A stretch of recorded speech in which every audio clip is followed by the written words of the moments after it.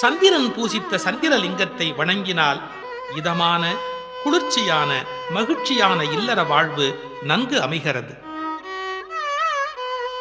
அண்ணாமலையை வலம் வந்து அண்ணாமலையானின் அருள் பெற்று இன்றும் ஆசி வழங்கும் ஞானச் சார்ந்தோர்கள் பலர் உள்ளனர். அவர்களில் ரமண மகரிஷியும் சேஷாத்ரி சுவாமிகளும் குறிப்பிடத்தக்கவர்கள்.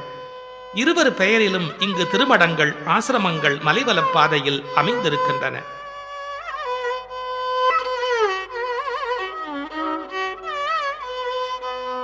இன்னும் மலையை வலம் வரும்போது சார்ந்தோர்களின் ஒளிமயமான சக்தி பெருக்கு நம்முள் படர்வதை நிச்சயமாக நம்மால் உணர முடியும்.